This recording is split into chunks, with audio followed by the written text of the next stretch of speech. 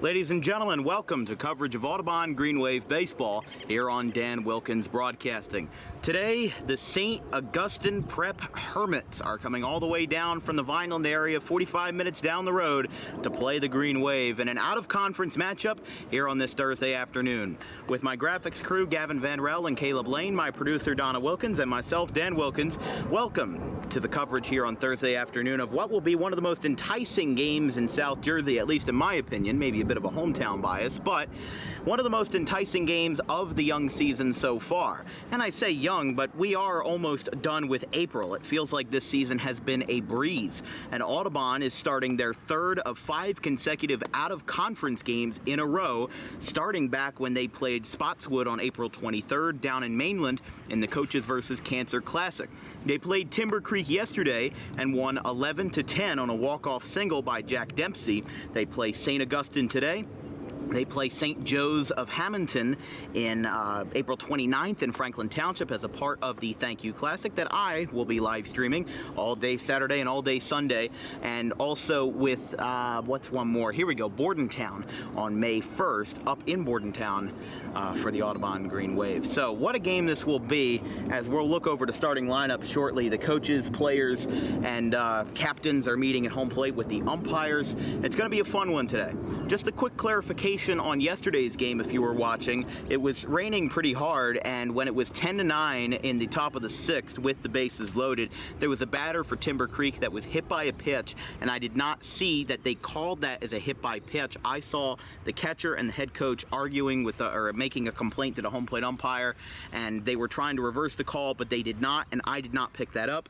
With me being in the cube that we have here to protect our equipment, I didn't exactly see it from the greatest angle, and therefore I missed it, and I shouldn't have made it as big of a deal as it was, considering that I just probably should have let the game play on instead of trying to mess up the score. But the final was 11-10, and they got it right, but they just I didn't see the right call. So apologies on that one, but it'll be water under the bridge and we'll move on. Hopefully no water today, as it looks like it's going to be raining all through this weekend as we're going to get set for the Thank You Classic starting on Friday with Gloucester and GCIT down at Alcyon Park at 4 o'clock.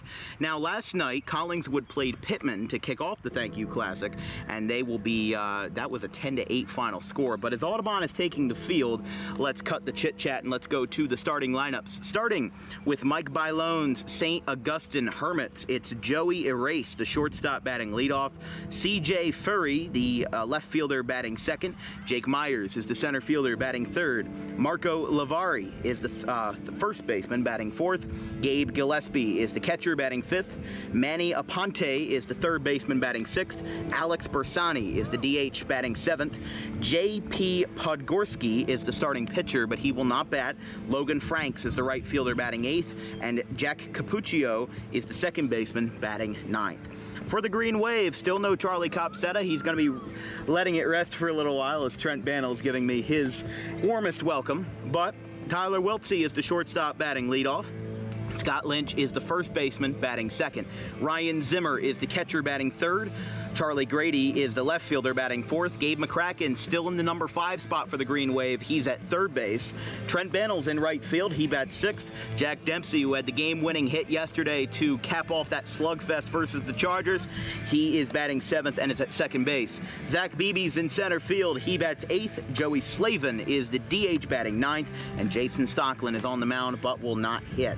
Let's take a look to the field as Stocklin will get a chance for one of the biggest starts that he will have in his high school pitching days, as the first batter he will face is Joe Erase, the shortstop who at one point was a baseball prodigy in St. Augustine and around the world, as he was featured on Time magazine a couple of years ago as one of the baseball prodigies of his day, and now I get to finally call an at-bat of his. He was my first ever interview in the media back when I was doing freelance writing back in the day, and he was my first ever interview, so it's really nice to see an at-bat by him. First pitch of the ball game is a fly ball to right that'll go foul.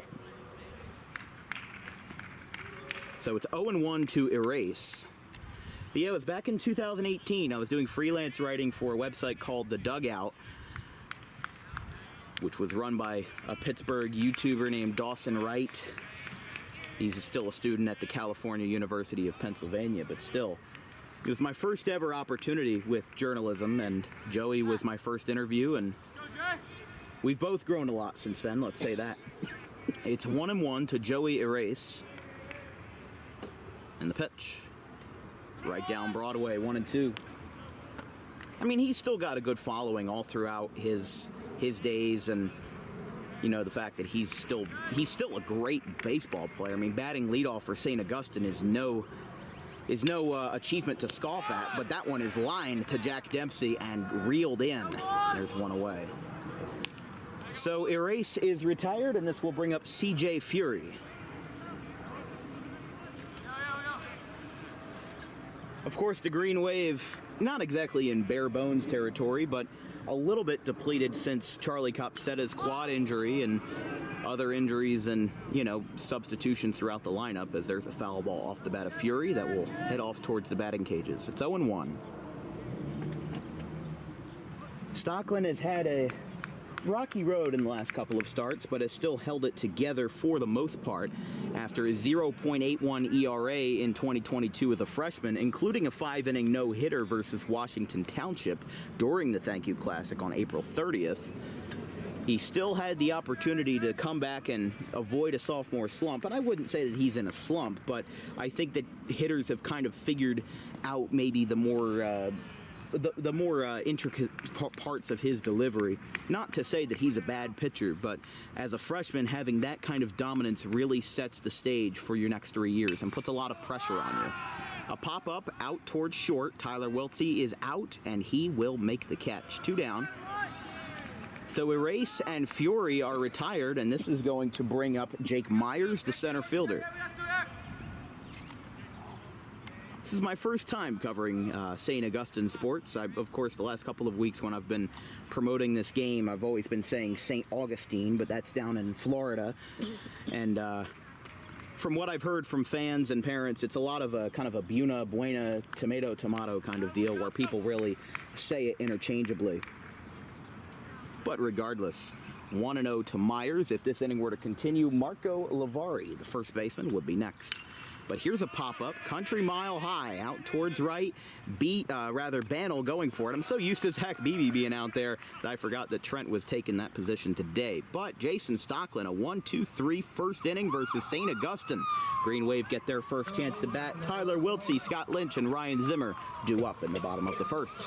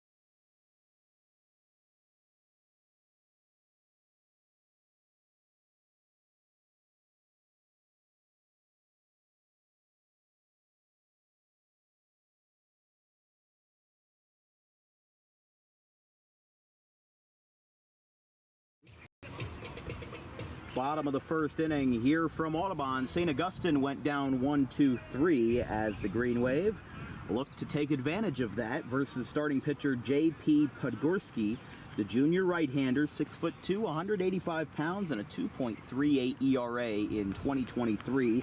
15 strikeouts over 17 2/3 innings with 7 walks, 6 earned runs, and 2 hit-by pitches. This is his 5th appearance of the season, as the first pitch to Tyler Wiltse is fouled away, 0-1.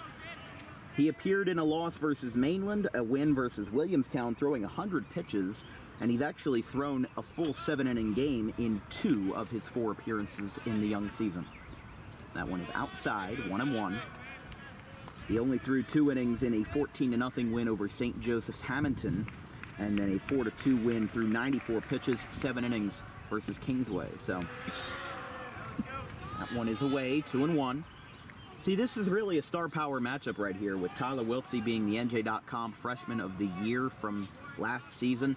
And Audubon sports in general, you know, for those that are maybe a little bit out of the loop, they really have a bright future in their underclassmen. You saw Azon Young was the NJ.com Rookie of the Year. I'm sorry, he wasn't NJ.com, but there was another member of the media, I want to say it was Kevin Emmons, who reported him as Azon Young, the Rookie of the Year in South Jersey. But still, this is for the whole state and on the most prestigious media resource in all of Jersey. But Tyler Wiltse, after taking a walk, will occupy first base as Podgorski will have to deal with traffic before he can record an out versus Scott Lynch. Throw to first. Nothing going on there. I don't really think I've seen a quicker pickoff throw in my life. I mean, really. You don't see a lot of pitchers who throw their pickoff throws as quickly as they throw their fastballs, but I mean, I saw this guy warming up in front of us, and my mouth was just locked open with how fast this guy was throwing. And it's going to be 1-0 to Lynch. After rain was in the forecast yesterday and it hit us hard, we were still able to play the full 7 innings. Looks like just an overcast day today with a couple of blue pockets up there. That one is a called strike, 1-1. Again, the starting lineup for the Green Wave: Wiltse, the shortstop, batting leadoff. Scott Lynch at the dish right now. He's the first baseman. Ryan Zimmer is the catcher, batting third. Charlie Grady is the left fielder, batting cleanup. Gabe McCracken is the third baseman, batting fifth. Trent Bannell is the right fielder, batting sixth. Jack Dempsey is the second baseman, batting seventh. Zach Beebe is the center fielder, batting eighth, and Joey Slavin is the DH, batting ninth. Jason Stocklin is the pitcher, not in the order. 2 balls, 1 strike. Honestly, I think if you went into this season seeing Kingsway, St. Augustine, Bordentown, Williamstown on the schedule, as there's another throwback to first. Sorry, I didn't pick up on that one, but he is safe. I saw those teams on the schedule and I'm like, what in the world are these guys thinking in the front office? But what I realized was that one of Audubon's key issues last year, and what ended up being their kryptonite that they fell to in the playoffs, was that their strength of schedule was not that strong. Yes, you can look at their 17-game win streak from last year, and on paper it looks great, but you see that they struggled versus some teams like Sterling, who went 3-18 in the entire season. They beat good teams, but they couldn't really measure up the same versus the smaller teams that maybe had a little bit of less resources on their hands. Another foul ball off the screen. That one's about 3/4 of the way up, and it landed right in front of home plate. 2 balls, 2 strikes to Lynch. One of 3 seniors on this Green Wave Ball Club: Lynch, Zach Beebe, and along with that, who am I blanking on? Charlie Grady. I always forget about Charlie. Such an energetic guy, yet I always forget his name. Until he comes up to the plate, that is. Another throw over. Podgorski has to be convinced that he is going to get Tyler Wiltse out, but maybe he's frustrated that he allowed that leadoff walk, and he's now trying to maybe play a little bit of revenge by getting him out, but kind of saving face a little bit. Here's the 2-2 to Lynch. That one is away, 3-2. But getting back to what I was saying, if I went into this season thinking that Audubon was going to get shellacked by all of those teams, which I genuinely, no offense, but I did think that Audubon did not stand a chance against any of those teams that they scheduled against. But once they beat Kingsway in the Ralph Shaw final, I kind of scratched everything out, and I was like, you know what? Everybody has a chance now. And there's a walk to Scott Lynch. So Podgorski having to deal with some early traffic, and now the catcher, Gabe Gillespie, is going to come out to talk to JP.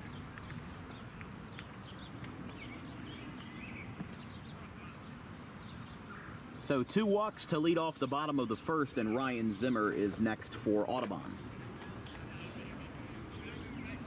Beautiful afternoon here in Audubon. Remember, tomorrow we're kicking off the Thank You Classic coverage with Gloucester and GCIT at 4 o'clock in Alcyon Park. Of course, that is weather permitting. There's a strike to Zimmer. We'll be covering 4 games on Saturday in Franklin Township and 4 games on Sunday at Joe Barth Field in Brooklawn. Audubon is the first game on Saturday versus St. Joe's at 10 a.m. The 0-1 to Zimmer is outside, 1-1. After that will be Egg Harbor Township and Shawnee, Bishop Eustace and Ferris. That's at 4 o'clock. And then the nightcap is Sterling and Kings Christian at 7 p.m.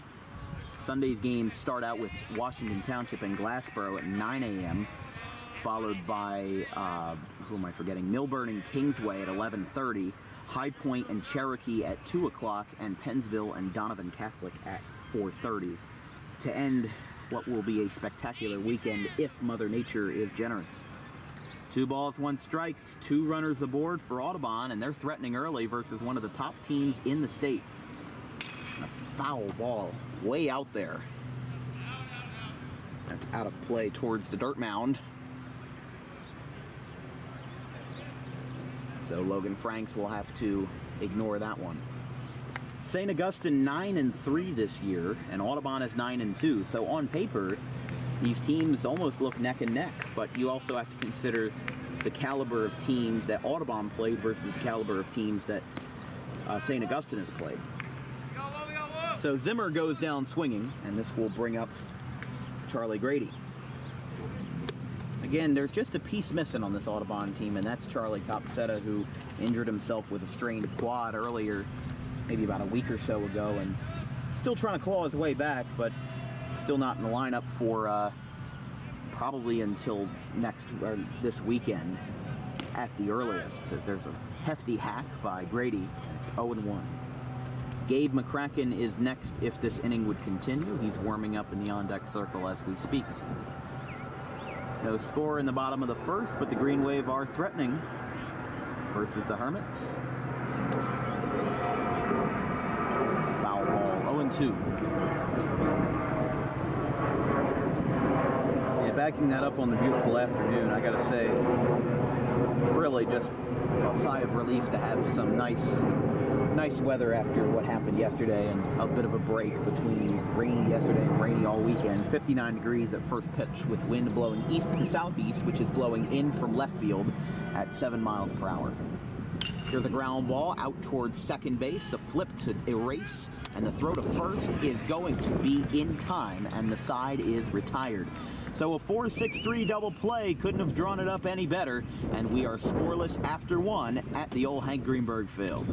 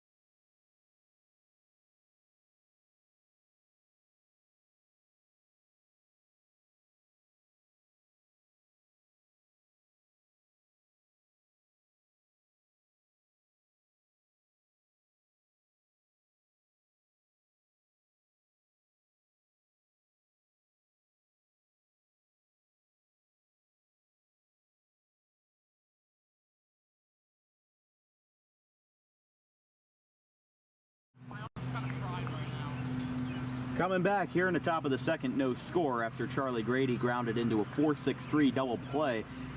I gotta say, watching St. Augustine is almost like watching a professional team. That's just what it feels like. This team is so well-rounded. They have a near immaculate practicing routine and a pregame routine.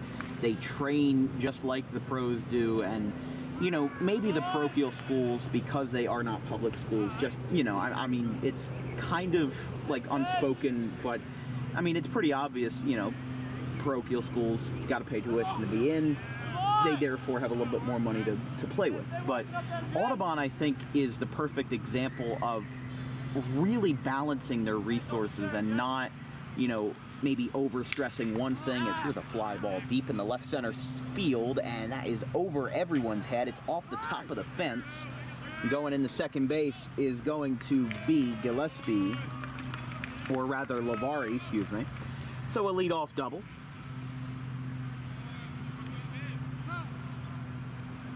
But yeah, Audubon is really a perfect example of being able to play their cards right, let's say. I mean, they've always been a powerhouse organization, and even in their worst times, they're still a solid 5 or 6 games above 500.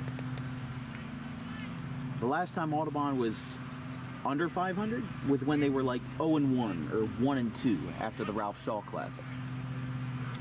But Rich Horan is doing something exceptionally smart here in this season by scheduling games against tougher opponents, which he's always done before, but was a little bit limited to because of the fact that COVID was going on and travel was a little bit restricted, and you know, they didn't really play anybody that was too tough in 2021 or 2022 just because we were just getting back into the swing of things.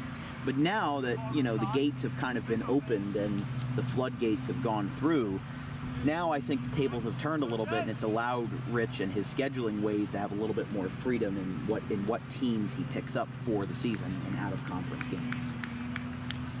The 0-1 to Gabe Gillespie is a strike right down Broadway. Again, St. Augustine led off the inning with a double to left by Lavari. And now Gabe Gillespie, the catcher, will look to drive him in with a runner in scoring position. And the 0-2 pitch from Stockland. He kicks and deals. That one is upstairs, 1-2. Let's go get him.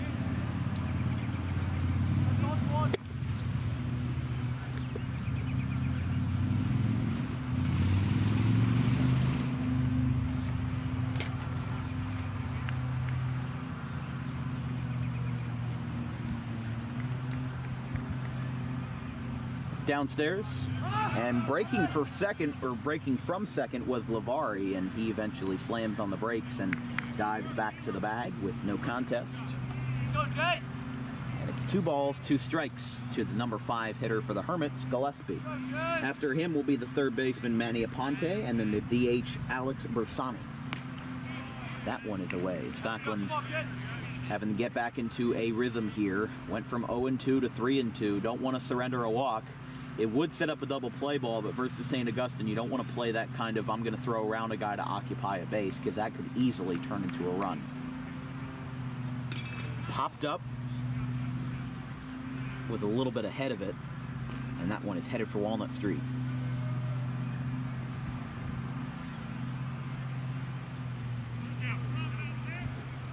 Full count, runner on second. St. Augustine trying to get their first run on the board and be the first to score this afternoon.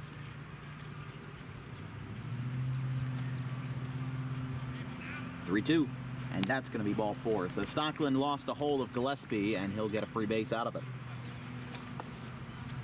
So a free pass, and St. Augustine. That was the first time. It took me 1.5 innings to mess up the pronunciation. I was just thinking when we go to Florida, we're going to call it St. Augustine. Yeah. So here is Manny Aponte. Runners on first and second for the Hermits.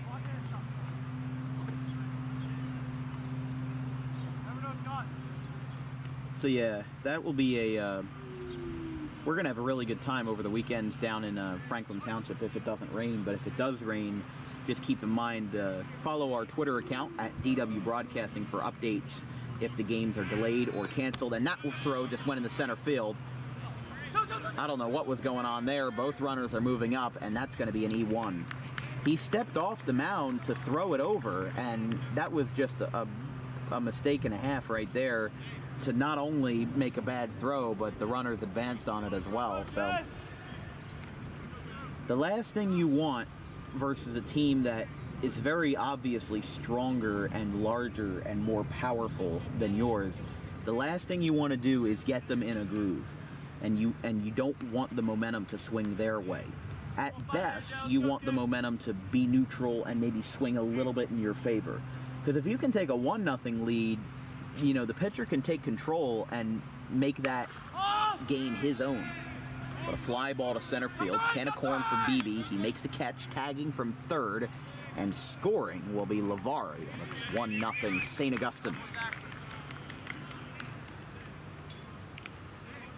That's kind of what I had feared would happen after that E1 on Stockland. Here we got one here, one down. So runner is on second.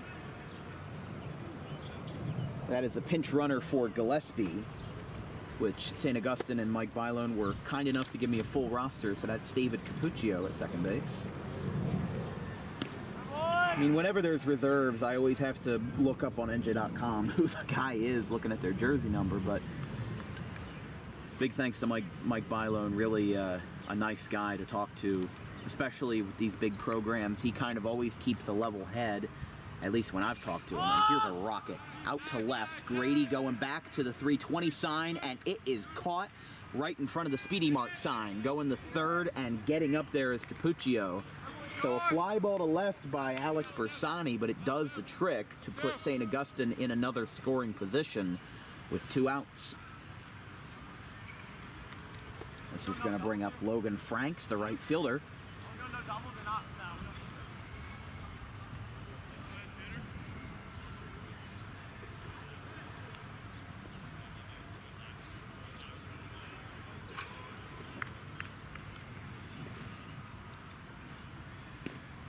Swing and a miss, 0-1. If this inning were to continue, Jack Capuccio would be next to hit for the Hermits.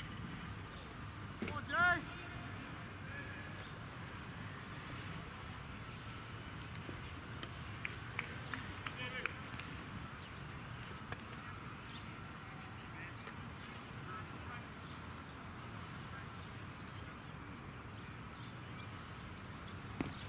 And that one is on the inside corner, 1-2.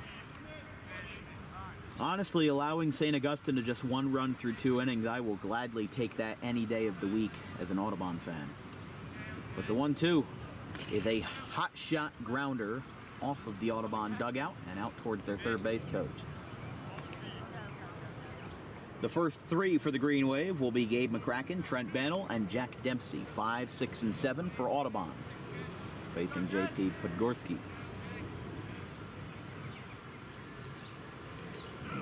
Got a piece of it.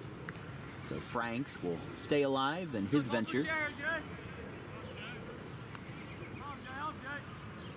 Again, you're watching coverage of Audubon Green Wave Baseball on Dan Wilkins Broadcasting. If you have any questions or comments about today's broadcast, drop me a line at thedanwilkinsshow@gmail.com. That one skips away from Zimmer, and it's going to be a late reaction time that's going to cost them a run. A wild pitch gives St. Augustine a 2-0 lead. After scoring from third was Capuccio, which followed up on that Gabe Gillespie walk. And now the bases are empty, but Stockland is still 1 strike away, and the Green Wave offense has proven before that they can be a well-rounded team as well, and that's exactly what he just did. A swing and a miss. First strikeout for Stockland, and unfortunately 2 runs are on the board as a result, but we'll see if it's no harm, no foul, or if it will turn the tables of the game. Still early, though. 2-0 St. Augustine going to the bottom of the second.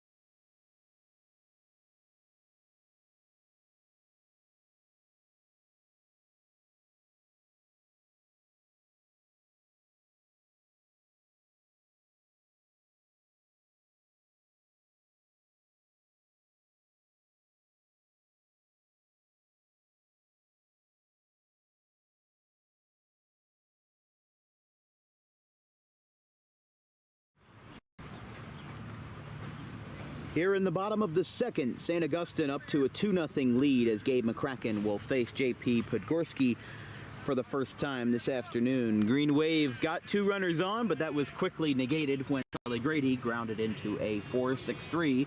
Beautifully executed double play. Just a shame it was at our expense, to say the least. Foul ball back to the screen, 0-1. Again, it'll be Gabe McCracken, Gabe McCracken, Trent Bannell, and then Jack Dempsey. 5, 6, and 7 up for the Green Wave in the bottom half of the second.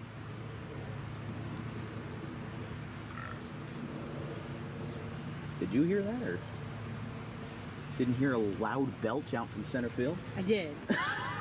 I looked up to make sure it wasn't you. Oh, it would have been loud if it was me. It wasn't me, folks. Oh, man. That's usually Charlie Copsetta's job, but he's not here, so one of the St. Augustine players has to take his job in doing that. I really hope that my camera's mics pick that up, though, because otherwise I'd be talking for nothing. But Well, we told him what happened. We heard a big burp. oh, yeah. It's just a natural process. It is. You're right. The 0-2. McCracken with a tapper out towards second base, picked up by Capuccio, throw to first. He's in time by a couple of steps, and McCracken is retired, 1 away.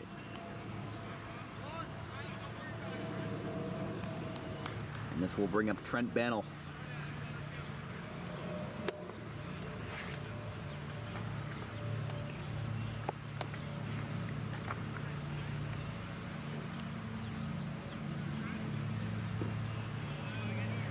Downstairs, 1-0.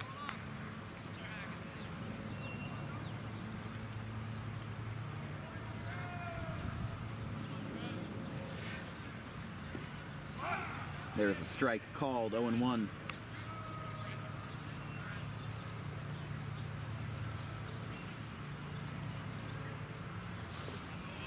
Downstairs, 2-1.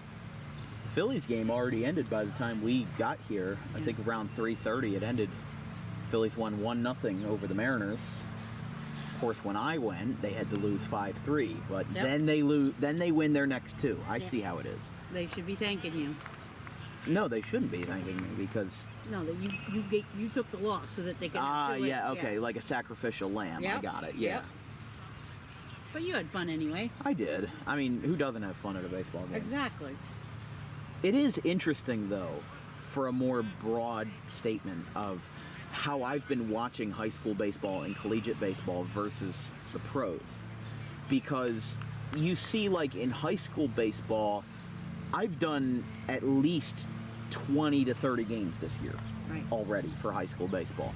And I've watched a couple college games as well, a couple in Rutgers Camden and one down at Delaware State just for fun. But Bannell's retired on a strikeout and there's 2 away. What I've seen out of this is that there's really not that big of a difference between high school and the pros that isn't talent-based. The fundamentals are the same. Yeah. The rules are the same no matter where you go, except for maybe the pitch clock and a couple of intricate rules, but none that directly affect the game.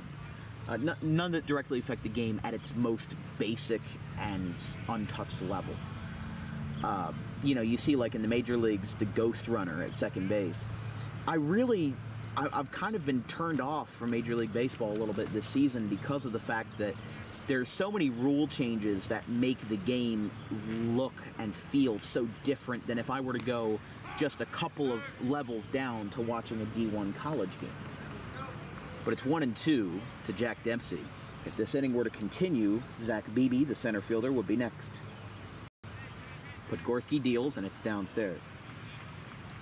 Like, for example, when you play football, the fundamental rules of football, maybe except for overtime and penalties, are the same no matter whether you're playing Pee Wee leagues, high school leagues, college, or in the NFL. But there's a strikeout looking. I digress. We'll talk about it later. A swing and a miss, a strikeout looking. And 2 strikeouts for Podgorski in the second. He's got 3 total. We go to the third, 2-0 Hermits.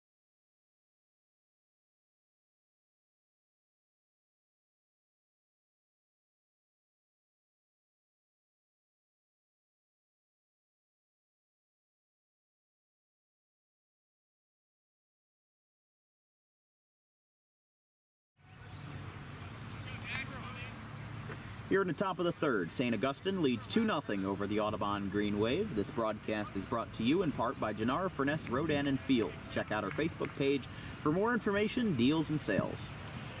That one is inside, 1-0, and that one actually went to the backstop for Jack Capuccio, the number 9 hitter.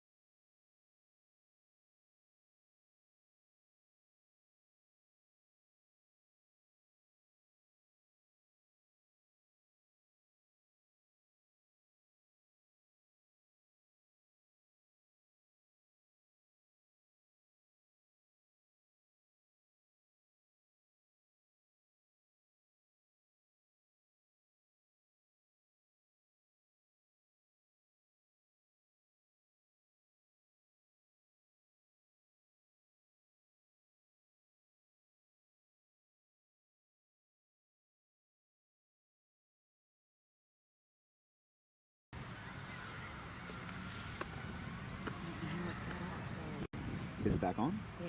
I don't know how long it's been off. Sorry about that, folks, if our sound was muted. I don't know how in the world that happened, but 2-1 count to Tyler Wiltsey.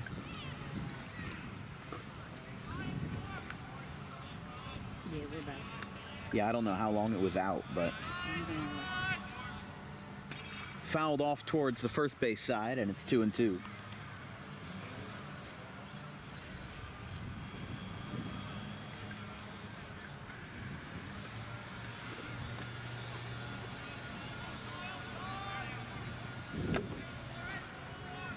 Two balls, two strikes to Wiltsey. After this will be Scott Lynch.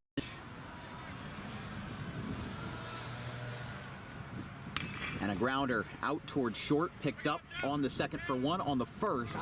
And that is a double play. 6-4-3, St. Augustine showing the prowess in the defense on the infield. And there's two down. So whatever threat Audubon had has just been thrown out the window. And this will bring up Scott Lynch.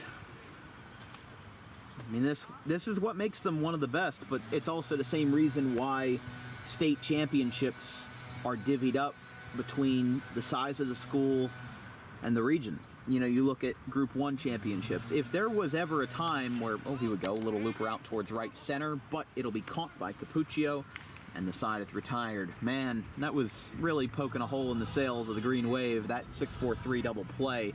Couldn't have turned it any better. We go to the top of the sixth, 5-0 St. Augustine.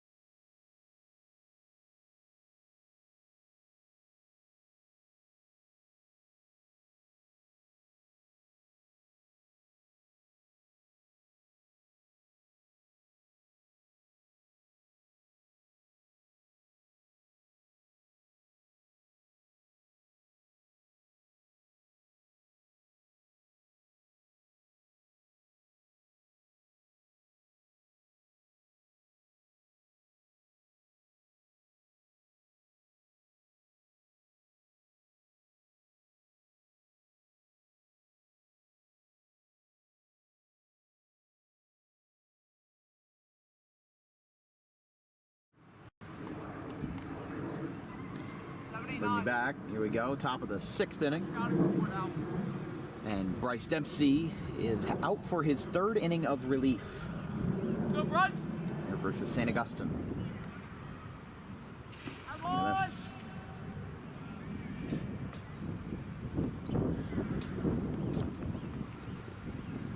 No balls, one strike.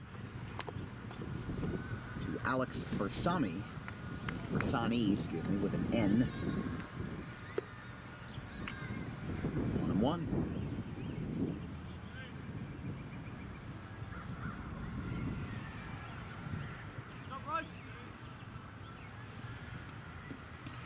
Outside, 2-1.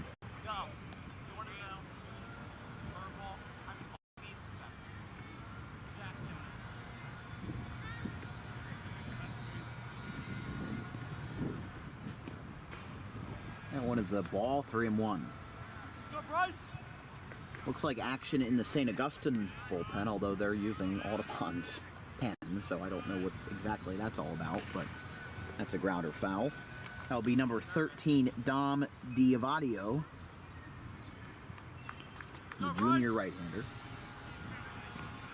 Remember, we kick off coverage of the Thank You Classic tomorrow at 4 o'clock with Gloucester and GCIT down at Alcyon Park in Pittman at 4 o'clock. We were supposed to do two games that Friday with Collingswood and Pittman, but unfortunately because of the rain, they moved it up to Wednesday, and then because that Timber Creek and Audubon game just went so long, we couldn't make it down to Pittman in time and had to cancel the broadcast. But I will talk to Coach John Hopely so that we can get a makeup game scheduled for DWB to broadcast.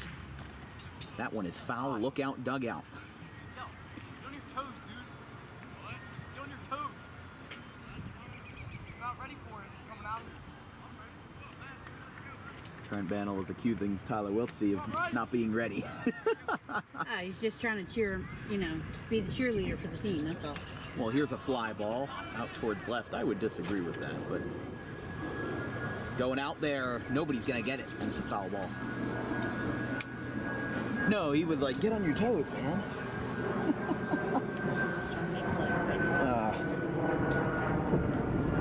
No, Wiltsey is always ready, but you don't hear him a lot out here because he usually doesn't play center field.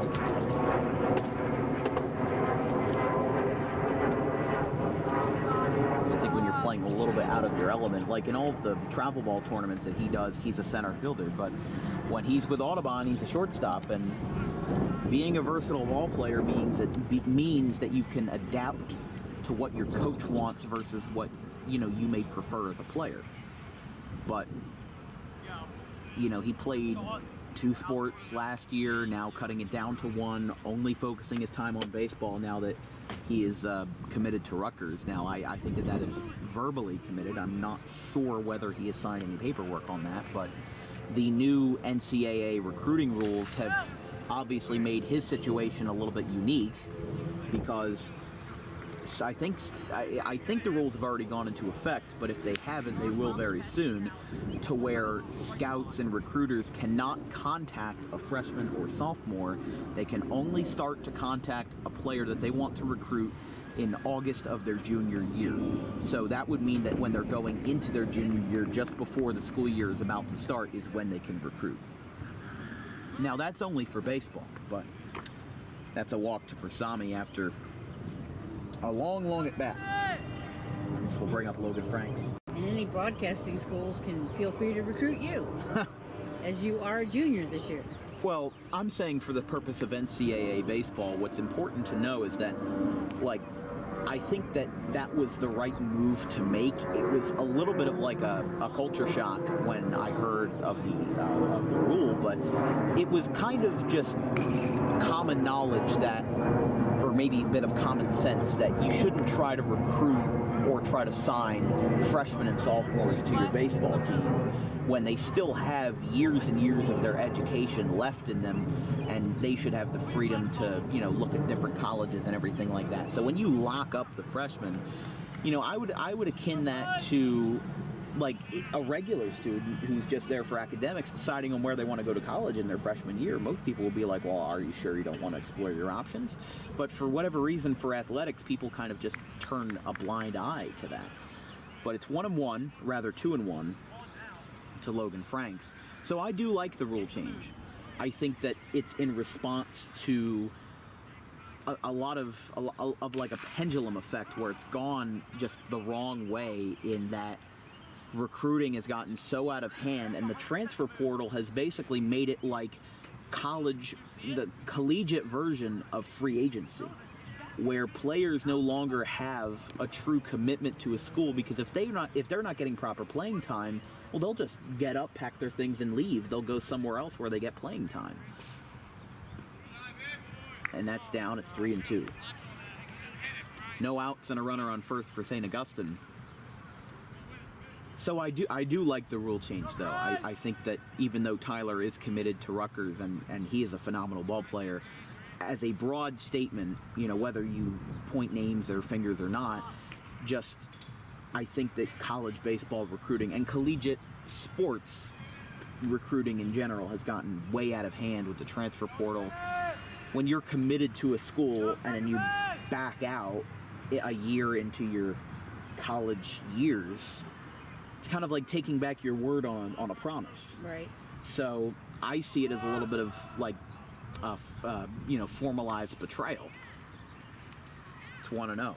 Like when Scott Lynch goes to Sacred Heart, I honestly doubt that he's going to stay there all 4 years, because he's such a talented quarterback that I would not imagine him staying all 4 years. That, maybe he gets another opportunity somewhere else where he can get better playing time as a quarterback. But it's like it's like the collegiate version of free agency, where everybody's kind of in a free-for-all with the transfer portal. But showing bunt and going back to the mound, Dempsey picks it up, boots it a little, throws to first, is in time, and Dempsey fields it at the bag, so everyone moves up for St. Augustine, and this puts runners on second and third with one away. I saw 2 dogs over there, but I didn't see any humans. I think I see them now. Yeah, they're over near the mats over there. They are really floofy dogs. Big goofers.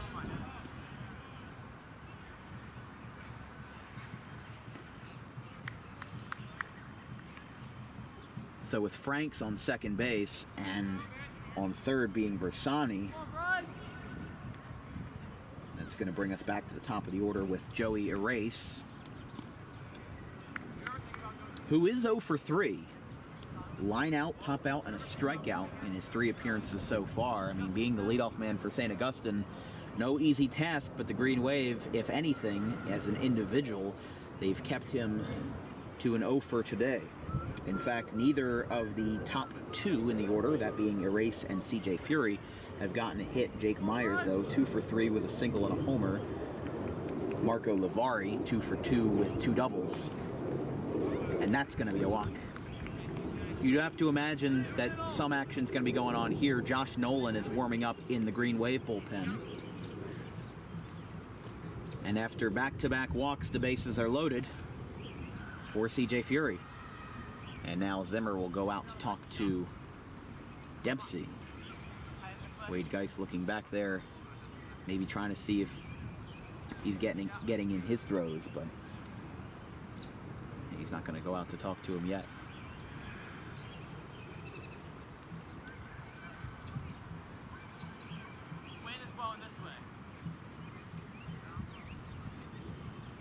Good forecast, Trent. Talk about the wind. He just picked up a patch of grass and just tossed it up in the air. Well, that's a common thing that they do to tell which way the wind's blowing. It's the old-fashioned way, before the Weather Channel.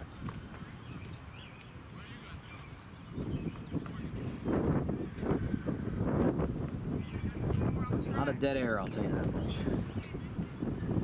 Just in the fact that this game was going pretty quickly, and now it is slowed down. And St. Augustine, though, with the bases loaded and 1 away, looking to capitalize and blow this game wide open, because after Audubon came back from a 6-0 lead, I would say that no lead and no deficit is insurmountable for this team, but versus running out of time. They are running out of time. With the top of the 6th, they would only have 6 outs left. Here's a ground ball lined off of Dempsey's glove into right field. Bannell's got a run for it. 1 run scores, and there's going to be no throw from the infield, making that a 2-run single off the bat of CJ Fury, and it's 8-0.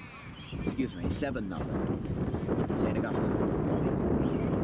We'll have to make sure we get the score right this time. Yes, 7-0. First and second for the Hermits, bringing up Jake Myers, who back in the 5th inning hit a solo home run to left off of Dempsey. We'll see if he can replicate that. Ball went 355 feet out to left. Just clearing the splitting hairs sign.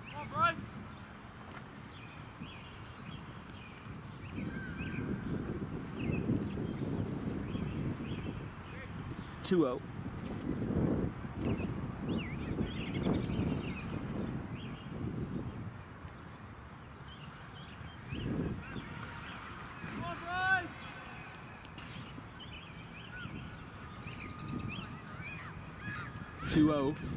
Swing and a miss by Myers.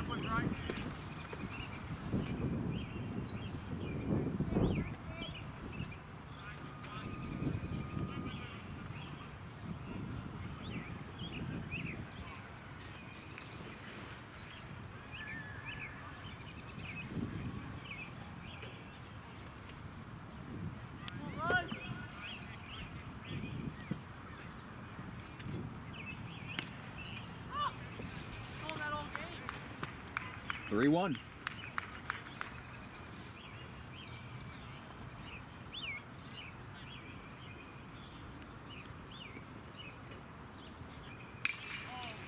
That ball is ripped deep center, and that's going to be a ground rule double. It's going to hop over the fence, and St. Augustine continues to pour it on. And that is going to score just 1 runner, it looks like, and it's going to make it 8-0. This is the business we call show, and it's not looking too great. Ryan Knoll coming out. He's going to give Dempsey a pat on the rear, and we are going to have a new pitcher for Audubon. Josh Nolan coming in here as damage control is in full effect for Audubon, down by 8 in the top of the 6th. Paroli's printing pitching change. We'll be right back after this.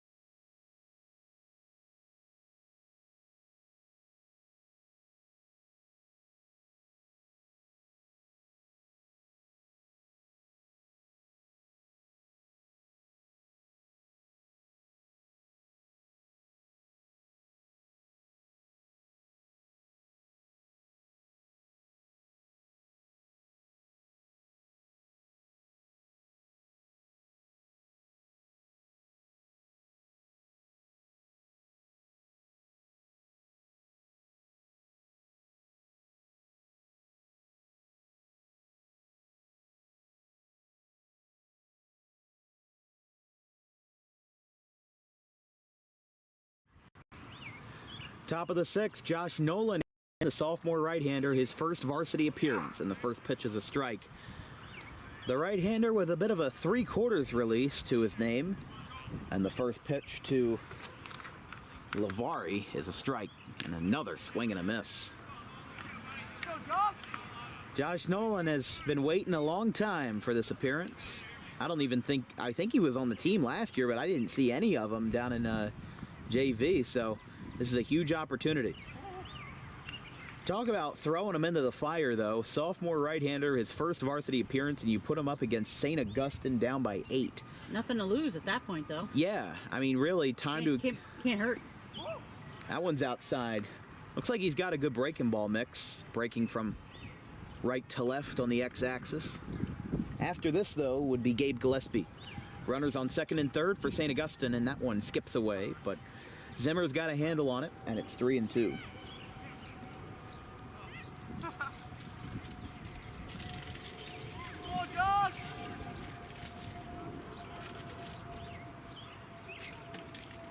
3-2, and a swing and a miss. A huge strikeout, the first in the varsity career of Josh Nolan, and he's got to go right back to work getting down Gillespie.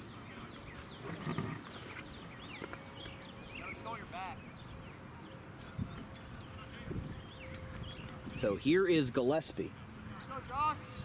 He has walked twice and struck out in the 5th. And that is a ball. Bullpen action for St. Augustine, the lefty. I can't tell the number from there. I'll have to get a better angle on it, but the 1-0. Oh, that is Dom Otavio again, but he moved from the Audubon bullpen down to the grassy area down the first base line. 2-0 to Gillespie, the number 5 hitter for St. Augustine. And that is low, 3-0. After a full count strikeout was the first out recorded in the young career of Josh Nolan. He now looks to bounce back, but a 4-pitch walk to Gillespie.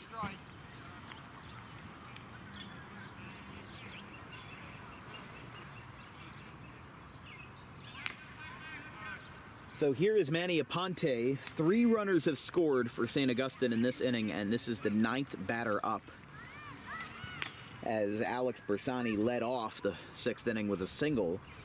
St. Augustine scored 2 in the 2 in the 2nd and 3rd, 1 in the 5th, and then 3 in the 6th. But that all adds up to 8-zip where we are today and where we are right now. Really not a whole lot you can do about it. One of the best teams in the Cape Atlantic League. And South Jersey really produces some incredible ball players and incredible teams.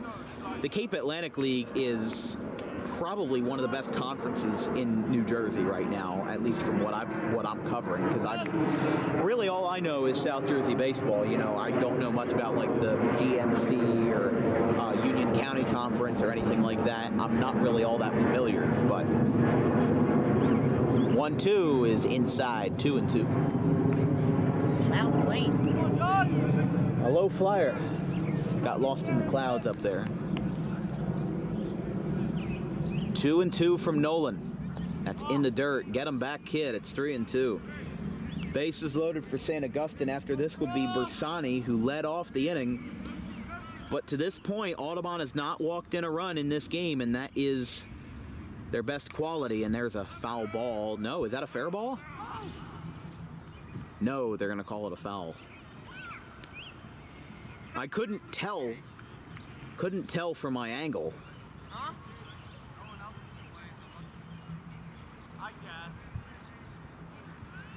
I love hearing Trent out there. 3-2. That is inside, and St. Augustine walks in a run. 4 in the 6th, and they continue to pour it on. It's 9-0. If anything, no mercy rule yet. I mean, that's almost been the best quality of the game, is that there really is there's no mercy rule until they score another, but that's just the way it is. 0-1. This is again the 10th batter of the inning. Fouled over towards third. A group of little kids had to scamper away from that one.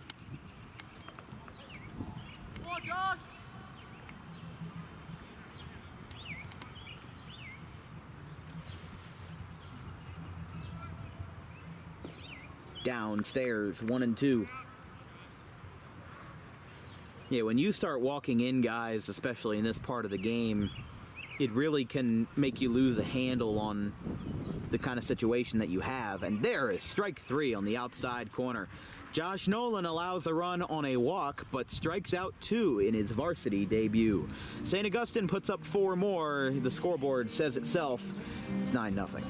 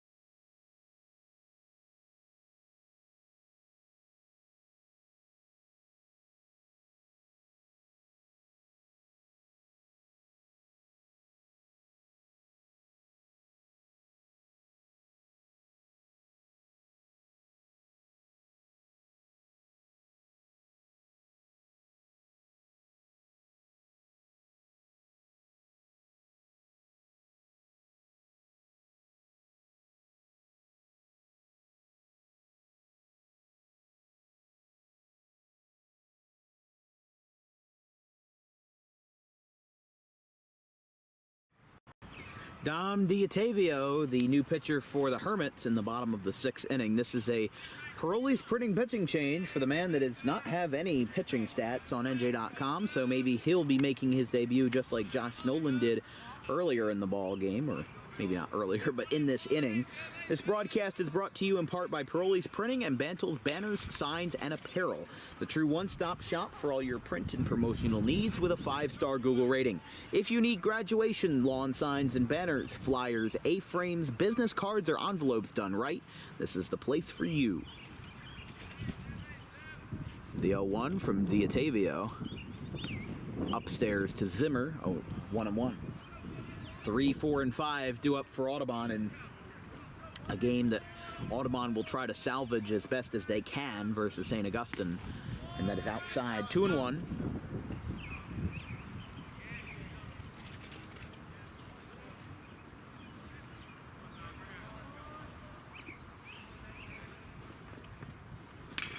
Here's a grounder. Hot shot to third, picked up. And the throw across the diamond is in time, taken down by Manny Aponte. And fielded at first by Lavari. So 5-3 ground out, bringing up Charlie Grady. Although the good news is that today, because St. Augustine is leading 9-0 in the 6th, means that we'll have a full 7-inning game today. So I think one of the most gut-wrenching feelings that you can have is being mercy ruled. Mercy ruling the other team feels great. You know, you get to get home early, get to maybe have dinner with your family before 7 o'clock, and you know, it's a good feeling. But getting mercy ruled, being on the receiving end of it, is really not a good feeling. Can of corn to center field and taken in by Myers, 2 down. A line drive out there by Grady for the second out.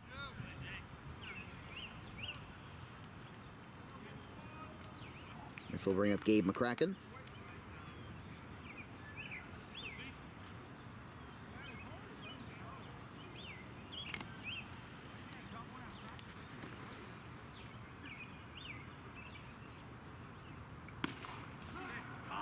A 1.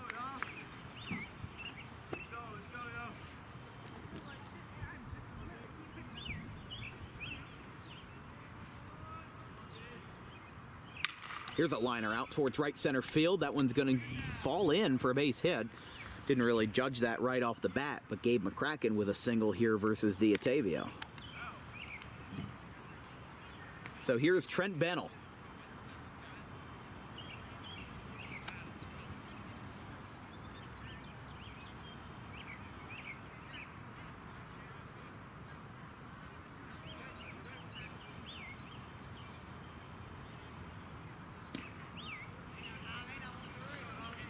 And I think that some games like this kind of show a little bit of the disparities that exist in Group 1 baseball versus what you see in non-public baseball and Group 2, 3, and 4, some of the larger schools.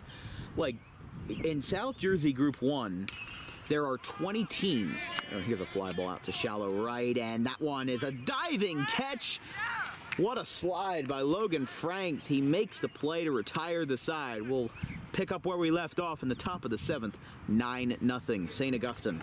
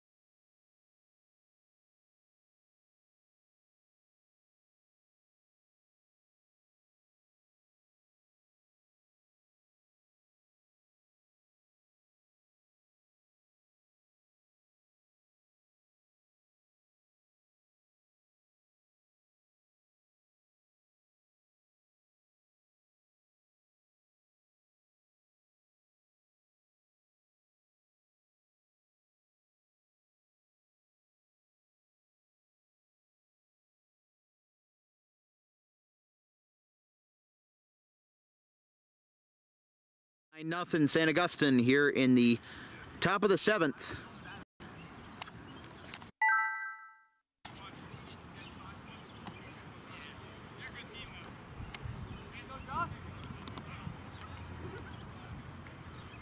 as Josh Nolan out for a second inning of work, and a fly ball out to left.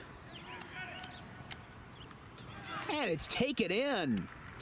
Gabe McCracken with a beautiful over-the-shoulder play. I couldn't follow the baseball that precisely, but what a play. One down.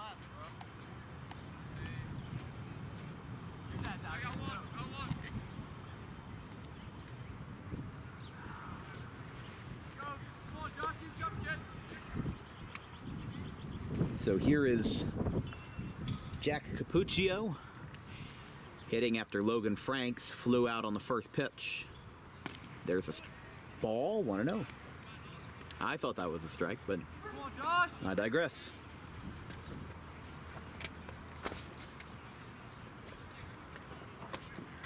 Bro, I got our JV team on by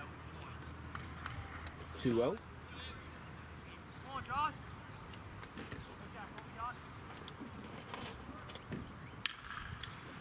Here's a fly ball out towards right, and Battle dives and makes the catch.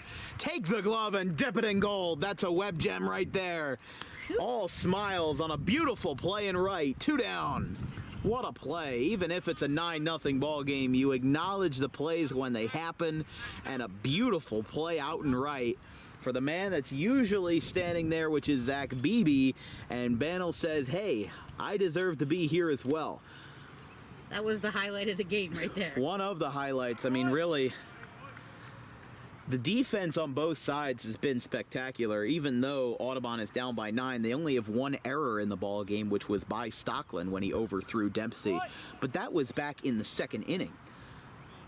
Audubon has had near perfect defense since then. It's just that St. Augustine has kept hitting and hitting and hitting. It's not really anything that's their fault in the field. No. And it's not really bad pitching either. Bryce Dempsey has done incredible, but just overpowered baseball has made this game what it is. So I think that the coaches are going to, try to bring things back together after this game and say, hey, that was a really good team. And even though we lost by X amount of runs, we're going to, put it behind us and move on to the next. Lynch out towards first. He's going to make the catch, and the side is retired. Josh Nolan with a 1-2-3, an 8-9-1 in the order for St. Augustine. We go to the bottom of the 7th. Crunch time for the Green Wave. They trail by 9 here at home at Hank Greenberg Field.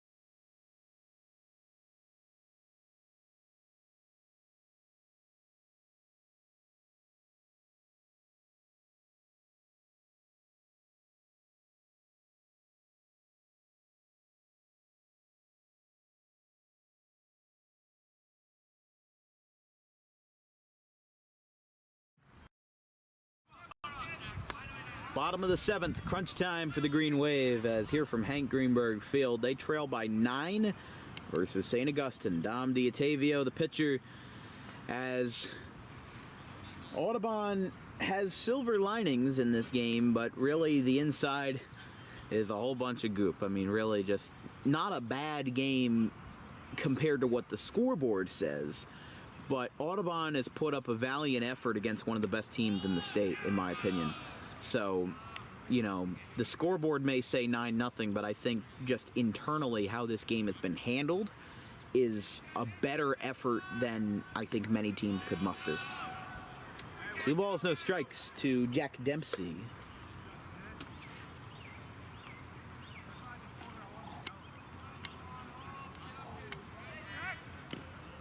That's inside. 3-0.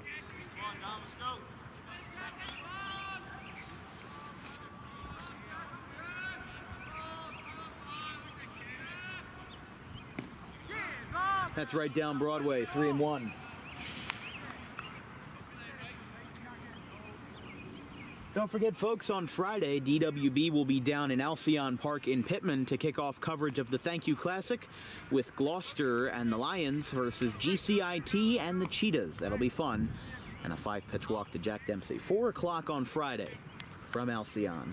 Weather permitting. Weather permitting, but regardless, it'll be a fun one. Remember, Pittman has lights, so they can delay the game as long as they wish. Don't go past my bedtime. Don't go past my bedtime that I've set for myself, but it's 0-1 to Nick Caladros, who subbed in for Zach Beebe, who left the game early with an injury. He stayed in the ball game after initially being checked out by trainers, but did not return to bat, and Tyler Wiltsey moved into center field. And Caladros held at third base, but runner on first for the Green Wave, and a quick 0-2 count to the sophomore third baseman.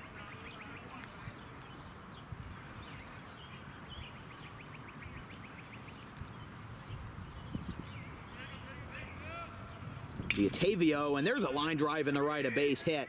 Franks picks it up, and they're going to get this ball in as quick as they can. And a leadoff, or rather a no-out single. So Caladros gets aboard, aligning one in the left, and Joey Slavin will now have a chance to bat here versus the lefty Diatavio.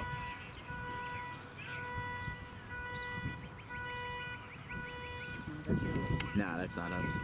You know what our car horn sounds like. It sounds nothing like that. I don't know. It would sound like that to me. I don't know. I'll get my keys out and I'll show you what the horn sounds like. No, that's okay.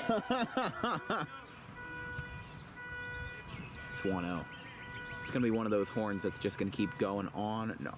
Okay. See? There you go. See? But yeah, I'm not facing that way. It's not like I could see it. I couldn't see which one it was either, so. 2-0. If Audubon can get a run out of this, I definitely think that would suit best to, again, do a little bit of damage control. Saves a little face. Yeah, I would agree with you there. 2-0.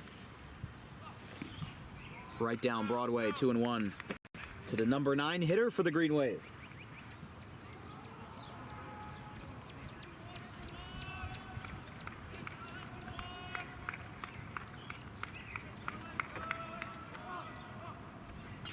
And that's a bullet foul.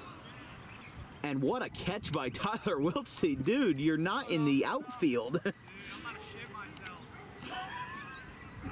Hoorah!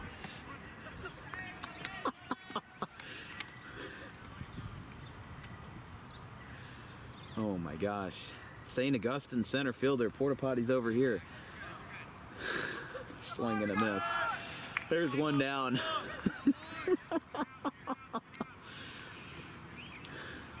The things that you hear from outfielders in baseball.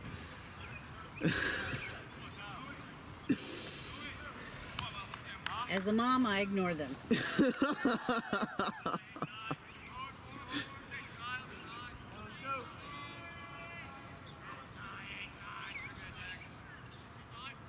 Hopefully no FCC complaints from this game. Upstairs to Wiltsey, 1-0.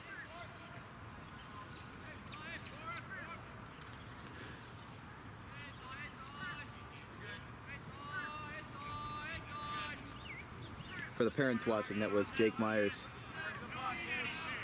If you want to get a handle on him. Don't rat him out. Oh, I just find it funny.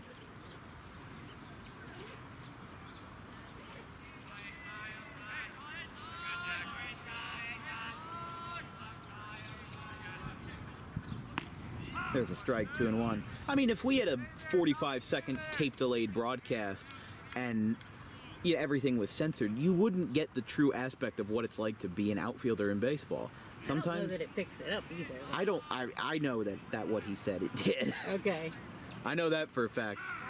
Trent Bannell's done it a couple times when we were on soccer too. We'd be running by and I'd hear an expletive or two or three. Now you're not in control while you're playing. No. But it keeps the broadcast authentic. I call the same rule for driving. Yes.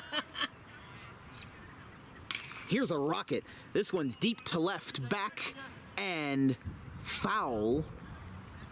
But man, if he kept that one fair, it would have put the green wave on the board and then some. Just a little bit out in front, and Wiltie's had that problem before, and I think the JV team just got here. I think they're trying to find a place to park, but that one's in the dirt. 3-2.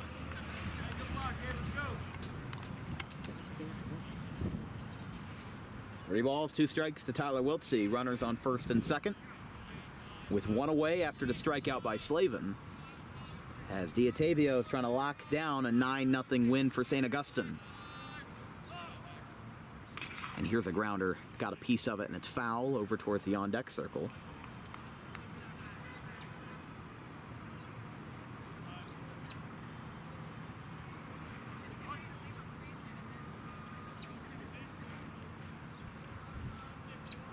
Three balls, 2 strikes. To pay off is a line drive, foul again over towards the batting cages.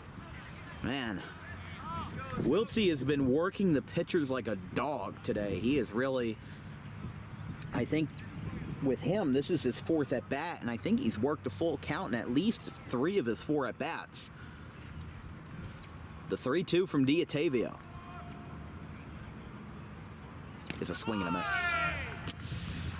Yeah, that doesn't help your case, but the strikeout by Diatavio, his 2nd of the inning, and there's 2 down for Scott Lynch. Last chance for Audubon.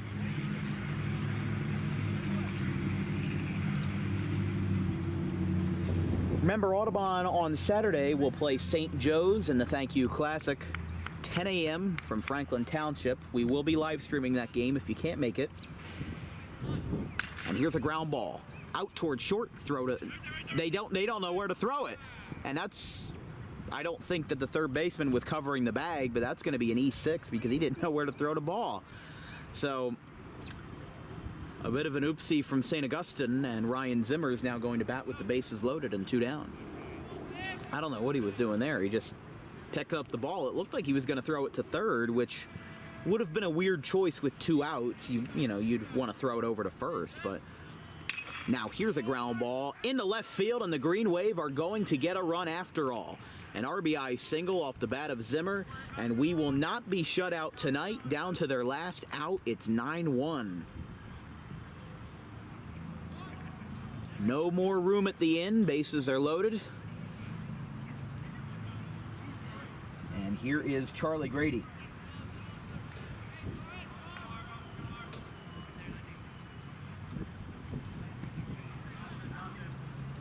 That's a ball, 1-0.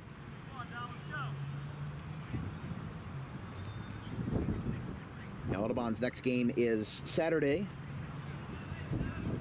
versus St. Joe's, and then on Monday, May 1st versus Bordentown, and then on May 2nd versus Haddon Township. 1-0 is a fly ball deep to left, going back. Is it over the head? It's going to be a ground rule double for Charlie Grady. So that's going to bring home 2 runs on the ground rule double, and it's now 9-3, looking much more like a regular ball game now. Maybe a little bit too little too late, but for a guy that's never appeared in a varsity game before for St. Augustine, the Green Wave have teed off a little bit for Dom Diatavio. And now Gabe McCracken is up.